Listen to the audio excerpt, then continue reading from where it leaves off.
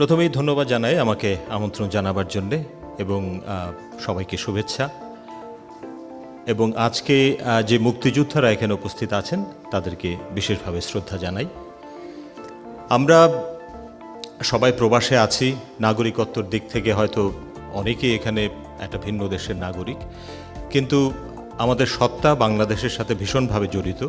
সুতরাং আমরা পৃথিবীর যে প্রান্তেই থাকি না কেন, বাংলাদেশের মুক্তিযুদ্ধ এবং বিজয় আমাদের অস্তিত্বের একটি অংশ, এবং সেই প্রেক্ষিতে এই উদযাপন অত্যন্ত জরুরি বলে মনে করি। কিন্তু এটাও মনে রাখা দরকার যে আমরা যেই সময়ে আজকে দাঁড়িয়ে এই বিজয়ের উদযাপনটা করছি, সেটি বাংলাদেশের ইতিহাসের প্রেক্ষিতে একটা বিশেষ সময়, একটা ক্রান্তির সময়, একটা ভিন্ন রাজনৈতিক প্রেক্ষাপটের সময়। বাংলাদেশের মুক্তিযুদ্ধ নিয়ে নানা সময় তর্ক হয়েছে, বিতর্ক হয়েছে, কিন্তু মুক্তিযুদ্ধের মূল বিষয়টি নিয়ে এতটা তীব্র প্রশ্নবিদ্ধতা, মুক্তিযুদ্ধ বিষয়টি এত নাজুক বাংলাদেশের এই ৫৫ বছরের ইতিহাসে ঘটেছে বলে আমার মনে হয় না। ফলে আমরা নিশ্চয়ই মুক্তিযুদ্ধের মাহাত্ম্য নিয়ে কথা বলবো, মুক্তিযুদ্ধের যারা যোগদান করেছেন তাদের অসাধারণ কৃতিত্বের কথা বলবো, আমরা গান শুনব, নৃত্য করব, গতানুগতিক এই বিষয়গুলি নিশ্চয়ই করব। কিন্তু পাশাপাশি আমরা এমন একটা ঐতিহাসিক মুহূর্তে আছি যখন আমার মনে হয় কঠিন কতগুলো প্রশ্নের মুখোমুখি হওয়া খুব প্রয়োজন। যারা মুক্তিযুদ্ধের পক্ষের মানুষ তাদের নিজেদের সেলফ রিফ্লেকশনের প্রয়োজন, নিজেদের আয়নায় দেখার প্রয়োজন যে কি করে, কেন আমরা এরকম একটা অবস্থায় এসে পৌঁছালাম। এবং মুক্তিযুদ্ধের পক্ষের কথা বলা মানে কোনো একটা বিশেষ দলের বয়ানকে শক্তিশালী করা বলে মনে করি না। মুক্তিযুদ্ধ সমস্ত বাংলাদেশের মানুষের একটা অর্জন, এবং এটা শুধুমাত্র বাংলাদেশের জন্য নয়। আমি অধ্যাপনা আমার কাজ, গবেষণা আমার কাজ, ফলে প্রশ্ন করাটা আমার পেশাগত কাজের অংশ। যে কোনো প্রশ্ন, যে কোনো বিষয় নিয়েই প্রশ্ন করা উচিত, মুক্তিযুদ্ধ নিয়েও প্রশ্ন করা উচিত, কিন্তু সে প্রশ্নটা করা উচিত মুক্তিযুদ্ধকে আরও স্পষ্টভাবে বোঝবার জন্যে, মুক্তিযুদ্ধের ইতিহাসটিকে আরও স্থায়িত্ব দেবার জন্যে।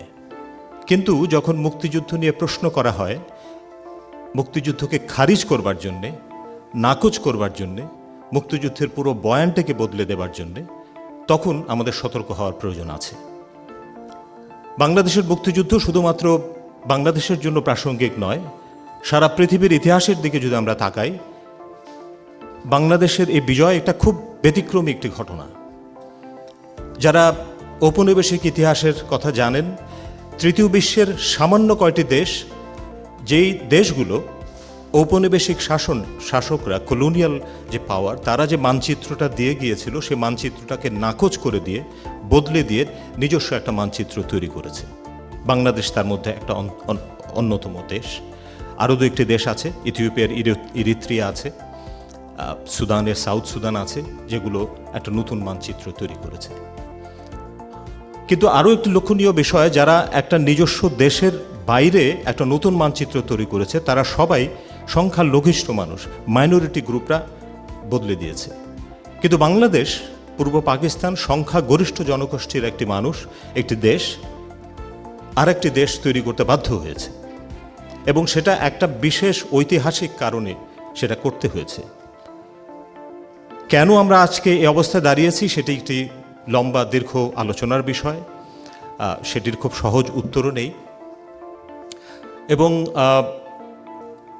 এই যে একটা নতুন, যেটা আমি বলছিলাম যে এই সংখ্যাগরিষ্ঠ মানুষ হওয়া সত্ত্বেও একটা নতুন দেশের জন্ম হয়েছে, সেটি একটা ভেতরের, এটার পেছনের যে প্রেক্ষাপট, সেটি যারা সেই প্রজন্মের মানুষ, যারা ইতিহাস সচেতন, তারা জানেন সেটা কতটা জরুরি হয়ে পড়েছিল।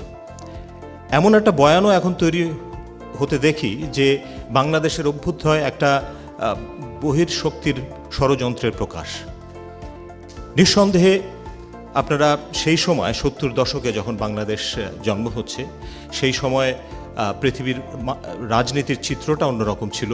সারা পৃথিবী দুটো ভাগে বিভক্ত ছিল, আমেরিকান ব্লক এবং সোভিয়েত ব্লক, পুঁজিবাদী এবং সমাজতান্ত্রিক ব্লকের ধারণা ছিল। তখন বাংলাদেশের এই যুদ্ধ সারা পৃথিবীর জন্য রাজনৈতিকভাবে অত্যন্ত গুরুত্বপূর্ণ ছিল। ফলে নানা দেশ বাংলাদেশের যুদ্ধের পক্ষে বিপক্ষে দাঁড়িয়েছে। সম্প্রতি একটা অত্যন্ত গুরুত্বপূর্ণ বই প্রকাশিত হয়েছে, the global history of the creation of Bangladesh. সেখানে এটা রাঘবানের লেখা, পৃথিবীর প্রত্যেকটা দেশ কীভাবে বাংলাদেশের মুক্তিযুদ্ধের সাথে তাদের অবস্থানকে নির্ধারিত করেছিল সেটা নিয়ে একেবারে বিস্তারিত বিশ্লেষণ আছে। নিঃসন্দেহে বাংলাদেশের এই অভ্যুদয়ের সাথে বিভিন্ন দেশের নানা রকম স্বার্থ ছিল। অবশ্যই মার্কিন যুক্তরাষ্ট্র বাংলাদেশের বিপক্ষে দাঁড়িয়েছে, ভারত পক্ষে দাঁড়িয়েছে, সোভিয়েত ইউনিয়ন পক্ষে দাঁড়িয়েছে, তাদের যার যার স্বার্থের ব্যাপার ছিল। কিন্তু তার মানে এই নয় যে বাংলাদেশের মানুষ অন্য কোনো দেশের ষড়যন্ত্রে সহযোগিতা করার জন্য যুদ্ধ করেছিল। আজকে এখানে যারা মুক্তিযোদ্ধারা আছেন তারা নিশ্চয়ই অন্য একটা দেশের স্বার্থকে রক্ষা করবার জন্যে মুক্তিযুদ্ধ করেননি। সেটি আমাদের এই দেশের সাধারণ মানুষের জন আকাঙ্ক্ষার একটা প্রকাশ ছিল এবং এটা নিঃসন্দেহে একটা জনযুদ্ধ ছিল। ফলে এটি নিঃসন্দেহে বহু দেশের সহযোগিতা ছিল সেখানে, কিন্তু বাংলাদেশের আপামর মানুষের অংশগ্রহণ না থাকলে এই যুদ্ধের বিজয় কোনোদিনই ঘটত না। এটি একটি বিশাল অর্জন একটি দেশের জন্য। আপনারা নিশ্চয়ই, আমরা জানি যে পৃথিবীর বহু জাতি তাদের একটা নিজের রাষ্ট্রের জন্য সংগ্রাম করছে। প্যালেস্টাইন দীর্ঘদিন দশকের পর দশক ধরে সংগ্রাম করছে। এই মুহূর্তে অসংখ্য মৃত্যু ঘটছে শুধুমাত্র একটি দেশের আকাঙ্ক্ষায়। আমরা কুর্দিশদের কথা জানি। পৃথিবীর বহু বহু জাতি কোনো দেশ পায়নি, বাংলাদেশ একটি দেশ পেয়েছে। আমাদের শেখ লুৎফুর রহমান গান লিখেছিলেন যে দাম দিয়ে কিনেছি বাংলা, কারো দানে পাওয়া নয়। এটি দাম দিয়ে কেনা একটি দেশ, কিন্তু একটা ছোট্ট অর্জনকেও পৃথিবীর নানা দেশ আগলে রাখতে চায়। এই দেশে আমি আছি, এখানে দ্বিতীয় বিশ্বযুদ্ধের কথা বাদ দিলাম, যে কোনো ছোটোখাটো অর্জনকে তারা ডকুমেন্ট করার জন্যে, উদযাপন করবার জন্যে কি পরিমাণ এফোর্ট দিয়ে থাকে সেটা আপনারা জানেন। আমি জাস্ট উত্তরে গিয়েছিলাম, নর্থ ইংল্যান্ডে একটা ওই বার্ডস আইল্যান্ডের কাছে একটা ছোট্ট জায়গায় এক বাবা আর তার মেয়ে শিপ ব্রেক থেকে 9টা মানুষকে বাঁচিয়েছে। সেটা একটা বিশাল লিপিবদ্ধ করে একটা বিরাট উদযাপন তারা করছে। আমাদের এই বিশাল আয়োজনকে, বিশাল অর্জনকে আমরা হাতে ধরে ধুলায় মিশিয়ে দিতে আয়োজন করছি। নীরদ শ্রী চৌধুরীর একটা লেখা ছিল আত্মঘাতী বাঙালি। আত্মঘাতী বাঙালি উনি সবার কথা বলছেন, কিন্তু আমরা এমন একটা জায়গায় এসে পৌঁছেছি, আমাদের বাংলাদেশ যেন আত্মঘাতী হওয়ার পথে চলেছে। এখন নিঃসন্দেহে একটা যুদ্ধ যখন হয়েছে, যুদ্ধের একটা জয়ী পক্ষ আছে, একটা বিজয়ী পক্ষ আছে, এবং যারা ইতিহাসের বিপরীত ভুল প্রান্তে যে দাঁড়িয়েছিলেন, যারা পরাজিত হয়েছিলেন, স্বাধীনতার পরবর্তী সময়ে তাদের পরিক্রমা এবং যারা জয়ী হয়েছিলেন তাদের পরিক্রমার দিকে আমাদের লক্ষ্য রাখতে হবে। যারা পরাজিত হয়েছিলেন তারা দিনে দিনে ধারাবাহিকভাবে সাংস্কৃতিকভাবে, অর্থনৈতিকভাবে, রাজনৈতিকভাবে শক্তিশালী হয়েছে এবং সেটার নানাবিধ পেছনের প্রেক্ষাপটও আছে। যারা এ বিষয়ে খোঁজ খবর রাখেন তারা সেটা জানেন যে কিভাবে এই প্রক্রিয়াটা ঘটেছে। কিন্তু যারা জয়ী হয়েছেন তারা এই পরিক্রমার ভিতরে কিভাবে সেটা সংরক্ষণের কতটা দায়িত্ব আমরা পালন করেছি। এই দীর্ঘ সময় ধরে আপনারা জানেন যে একটা এই দেশের ভেতরেই দুই ধরনের সমাজবিজ্ঞানের কথা, একটা ইমাজিন কমিউনিটি বলে, যে কল্পনা, যে দেশটাকে আমরা কল্পনা করি। একটা দীর্ঘ মুক্তিযুদ্ধের ভেতর দিয়ে যে রাষ্ট্রটা হয়েছিল তার একটা ইমাজিনড দেশ ছিল, যেখানে অসাম্প্রদায়িক একটি দেশ হবে, যেখানে একটা বৈষম্যহীন দেশ হবে। কিন্তু পাশাপাশি আরেকটি ইমাজিন কমিউনিটি এই দেশের মধ্যে তৈরি হয়েছে, যারা একটা ধর্মভিত্তিক দেশের কথা কল্পনা করেছেন। এবং এই দুটো দুটো কল্পনার একটা সংঘাত দীর্ঘদিন আন্ডার কারেন্টের মতো এই দেশে চলেছে। আপনারা জানেন 13তে শাহবাগ এবং শাপলার ভেতর দিয়ে সেইটাই অনেক বেশি স্পষ্ট হয়ে উঠেছে। এখন একটা দেশের ভেতরে যখন দেশের মূল যে স্পিরিট সেটার বিপক্ষে একটা শক্তি দাঁড়ায়, তখন তার সাথে মোকাবেলা করা অনেক অনেক কঠিন। কারণ তারা এই দেশেরই মানুষ। আপনি তাদেরকে চিরকালের জন্য শত্রু বানিয়ে রাখতে পারেন না, আপনি তাদের নিশ্চিহ্ন করে দিতে পারেন না, তাদেরকে হত্যা করতে পারেন না, তাদেরকে খারিজ করে দিতে পারেন না। কিন্তু কি করে মোকাবেলা করতে হবে সেটা একটা জটিল কঠিন প্রক্রিয়া। আপনারা রুয়ান্ডার ইতিহাস যারা জানেন তারা জানেন সেখানে একটা ভয়ঙ্কর বিরোধ ঘটেছিল, কিন্তু তারা এই রিকনসিলিয়েশন করেছে শুধু একটি বিচারের ভেতর দিয়ে না, ধারাবাহিকভাবে।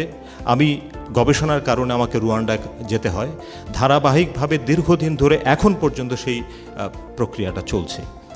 ফলে ভিতরে আমরা সেই রিকনসিলিয়েশনের প্রক্রিয়াটা যথেষ্ট করতে পারিনি, এবং এটা শুধুমাত্র ভেতরের অক্ষমতা আমি বলবো না, বাইরের নানা শক্তির নানা স্বার্থ সেখানে কাজ করছে। একইভাবে বহির্বিশ্বের সাথে কূটনৈতিকভাবে আমাদের এই মুক্তিযুদ্ধের স্পিরিটকে আমরা কি রক্ষা করতে পেরেছি কিনা? পৃথিবীতে এখনও 71-এর গণহত্যা জেনোসাইড হিসাবে স্বীকৃত নয়, রাজনৈতিকভাবে স্বীকৃত নয়। আবারও বলি, পৃথিবীর একমাত্র জেনোসাইড মিউজিয়াম আছে রুয়ান্ডাতে। সেখানে সমস্ত রকম গণহত্যার ইতিহাস আছে, বাংলাদেশের নেই, আমরা সেটা করতে পারিনি। আমি যেটা বলছি যে আমরা যারা মুক্তিযুদ্ধের পক্ষের মানুষ, তারা এই স্বাধীনতার পরবর্তী সময় পুরো এই দীর্ঘ সময় ধরে এই অর্জনটাকে কতটা সংরক্ষণের কাজ আমরা করেছি, কতটা এই মুক্তিযুদ্ধের বিষয়টিকে আন্তরিকভাবে গ্রহণ করেছি, নাকি শুধু আনুষ্ঠানিকতার ভিতরে রেখেছি, নাকি অনেক ক্ষেত্রে সেটা স্বার্থের কারণে ব্যবহার করা হয়েছে, মুক্তিযুদ্ধকে ব্যবহার করে ফায়দা লোটা হয়েছে, ঘটনাগুলো ঘটেছে। ফলে এই যে একটা ঘটনা গত বছর ঘটেছে জুলাইয়ে, সেটি নিয়ে ব্যাখ্যা বিশ্লেষণ হতে পারে, এটির একটি সংক্ষিপ্ত আমরা উত্তর দিয়ে দিতে পারি, কিন্তু এটা অনেক জটিল, অনেক লেয়ারের একটা ঘটনা। কিন্তু ঘটনা এই যে একটি রেজিমের পরিবর্তন ঘটেছে, অনেকে মারা গেছে, এবং এটি অত্যন্ত স্পষ্ট যে এই নতুন পরিবর্তনের পরে মুক্তিযুদ্ধের পক্ষের যে মানুষ, অসাম্প্রদায়িক যে মানুষ, তারা সবচেয়ে বেশি প্রান্তিক অবস্থায় পৌঁছে গেছে। আজকে আমরা এই প্রবাসে একটা নিরাপদ জায়গার ভিতরে কথা বলছি।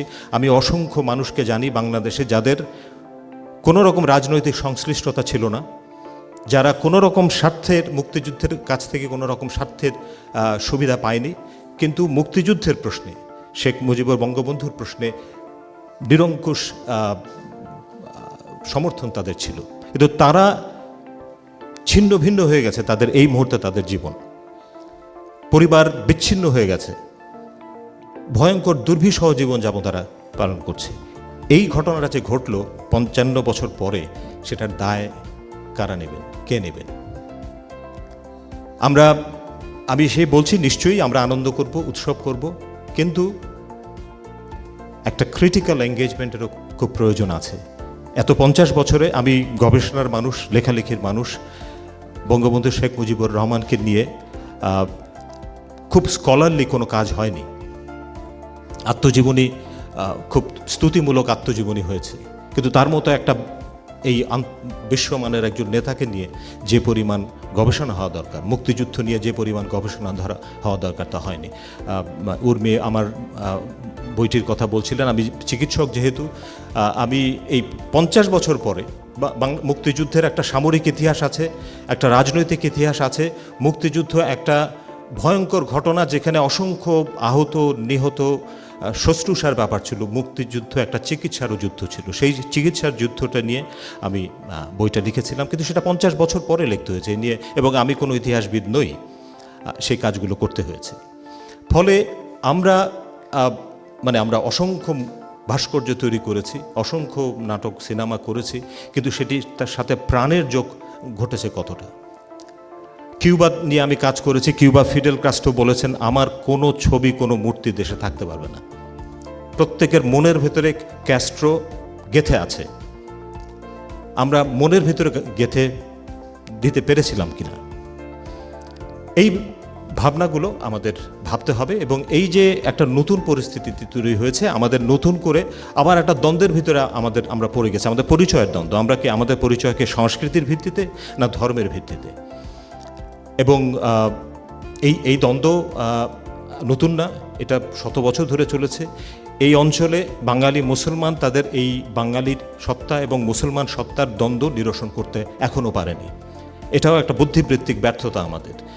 এক সময় এখানে ধর্মীয় পুনরুজ্জীবনের ভিত্তিতে আন্দোলন হয়েছে, ফারাইজি আন্দোলন হয়েছে, তিতুমির করেছেন। তারা এই অঞ্চলটিকে একটি শুধুমাত্র মুসলমান পরিচয়ের দেশ হিসাবে করতে চেয়েছেন। পাশাপাশি একইভাবে বাঙালি মুসলমানের ভিতরে বহু মানুষ যারা আমাদের যে সমন্বয়ের ঐক্যের যে সংস্কৃতি আছে সেটাকে বড় করে তুলেছেন। আমরা লালনের কথা তো জানি, তিনি বলেছেন জাতের ফাতনা ডুবেছি সাত বাজারে। আমাদের শাহ আব্দুল করিম বলছেন যে আমরা গ্রামের নওজোয়ান হিন্দু মুসলমান একসাথে আমরা গান গাইতাম। কাজী নজরুলকে নিয়ে আমরা কথা বলি, কাজী নজরুল অসাধারণ শ্যামা সঙ্গীত লিখেছেন, অসাধারণ হামদ এবং নাত লিখেছেন। আমরা বিদ্রোহী কবিতাকে নিয়ে অনেক কথা বলি। বিদ্রোহী কবিতার ভিতরে তিনি একইভাবে নটরাজের কথা বলেছেন, তিনি অরফিয়াসের গ্রিক মিথের কথা বলেছেন, তিনি খোদার আরশের কথা বলেছেন। বাঙালি জাতি হচ্ছে একমাত্র জাতি যেখানে এতগুলো ঐতিহ্যের একটা সমন্বয় আছে। নজরুল সেটাকে ধারণ করতে চেয়েছিলেন, কিন্তু আমরা নজরুলের পথকে ধরতে পারিনি। আলাউদ্দিন খাঁ উনি জায়নামাজে বসে সরোদ বাজাতেন, তিনি বলতেন এটা আমার নামাজ। আমার দাদা মৌলানা ছিলেন, তিনি কোনো এক ওয়াক্ত নামাজ কাজা করেননি, কিন্তু নামাজ পড়ে এসে তিনি হারমোনিয়াম নিয়ে বসতেন। তার এই বাঙালি সত্তা এবং মুসলমান সত্তার ভিতরে কোনো দ্বন্দ্ব ঘটেনি। কিন্তু সেই দ্বন্দ্বটাকে, এই যে একটা দ্বন্দ্ব তৈরি, এটা কি ভেতরের আকাঙ্ক্ষা নাকি সাপ্লাইড, ডিমান্ড না সাপ্লাই? এবং এটা যদি সাপ্লাই হয় তাহলে সেটা কোথা থেকে এসেছে? পৃথিবীর বহু দেশ তার সংস্কৃতি এবং ধর্মীয় সত্তার সমন্বয় ঘটিয়েছে। আপনারা জানেন সবচেয়ে বড় দেশ হচ্ছে ইন্দোনেশিয়া, ইসলামী মুসলমান দেশ পৃথিবীর। সেই দেশের রাষ্ট্রীয় এয়ারলাইন্সের নাম কি আপনারা অনেকেই জানেন, গরুদা। এটা হচ্ছে গরুর পাখি, হিন্দু মিথোলজির একটা পাখি। আমার কলিগ সেদিন কনফারেন্সে গিয়েছেন বালিতে, কনফারেন্সের শেষে সমস্ত মানুষ মিলে দেখতে গিয়েছে মহাভারত, রামায়ণ নাটক, এবং সবাই তারা অত্যন্ত নিষ্ঠ মুসলমান। এই দ্বন্দ্বগুলো আমরা নিরসন করতে পারি নাই। কিন্তু আমাদের মতো একটা দেশ, বাঙালি মুসলমান, বাঙালি এই অঞ্চল, যেখানে পশ্চিমা সভ্যতা, হিন্দু সভ্যতা, বৌদ্ধ সভ্যতা এবং ইসলাম বা আরব সভ্যতার একটা অসাধারণ সমন্বয় ছিল, এবং এই সমন্বয়কে নিয়ে আমরা সারা পৃথিবীর কাছে একটা একেবারে ভিন্ন ধরনের সংস্কৃতি তুলে ধরতে পারতাম। কিন্তু আমরা সেটা পারছি না, কারণ আমরা একটা সংকীর্ণ পরিচয় নিজেদেরকে তুলে নিতে চাচ্ছি। আমি মনে করি যে আমরা অবশ্যই মুক্তিযুদ্ধকে আমরা সেলিব্রেট করব, কিন্তু এইটি আমাদের মনে রাখা দরকার যে আমরা একটা ভীষণ ক্রান্তির মধ্যে দাঁড়িয়ে আছি। আমাদের সবাইকে এই প্রশ্নগুলির ভেতর দিয়ে যাওয়া প্রয়োজন আছে, এবং একটা আমাদের যে বৈচিত্র্যের ভিতরে এই ঐক্যটা তৈরি করা খুবই প্রয়োজন। আমি এমন কোনো নেতৃত্ব এই মুহূর্তে সামনে দেখছি না যিনি এই বৈচিত্র্যের ভিতরে ঐক্য আনতে পারেন। বঙ্গবন্ধু শেখ মুজিবুর রহমান ছিলেন। এবং আমি শেষ করব এই বলে যে আমরা আসলে আমি তো জীববিজ্ঞান, আমি মেডিকেল সায়েন্স পড়েছি। অ্যামিবা হচ্ছে নিজেকে ভেঙে ভেঙে বড় হয়, কিন্তু মানুষ হচ্ছে যে নিজের সাথে একের সাথে অন্য মিলিত হয়ে বড় হয়। আমাদের মিলিত হওয়ার সেই সংগ্রামে আবার যেতে হবে। আমরা যারা প্রবাসে আছি, আমি মনে করি সেটা একটা সুবিধাজনক জায়গা। বাংলাদেশের এই মুহূর্তের যে একটা বিধ্বস্ত পরিস্থিতির ভিতর দিয়ে, দ্বিধার ভিতর দিয়ে, সিদ্ধান্তহীনতার ভিতর দিয়ে যাচ্ছে, যারা প্রতিদিন সেটি অভিজ্ঞতার ভিতর দিয়ে যাচ্ছেন, তাদের থেকে একটা নিরাপদ দূরত্বে আমরা আছি। আমাদের সেই শক্তিটা আমি মনে করি অনেক বেশি, এবং সেই শক্তিটিকে কাজে লাগিয়ে আমি মনে করি যে, আবারও বলি, বাংলাদেশের মুক্তিযুদ্ধ বিজয় বাংলাদেশের অস্তিত্বের অনিবার্য অংশ, সেটা শুধু বাংলাদেশের জন্য নয়, সারা পৃথিবীর অনেক দেশের জন্য সেটা একটি শিক্ষণীয় বিষয়, এবং সেটিকে শুধুমাত্র আনুষ্ঠানিকতা, উদযাপন এবং প্রচলিত রেওয়াজের ভিতরে না রেখে আমাদের একটা ক্রিটিক্যাল এঙ্গেজমেন্ট দরকার। আমাকে এই সময় সুযোগ দেওয়ার জন্যে ধন্যবাদ এবং আপনাদের শুভকামনা করছি।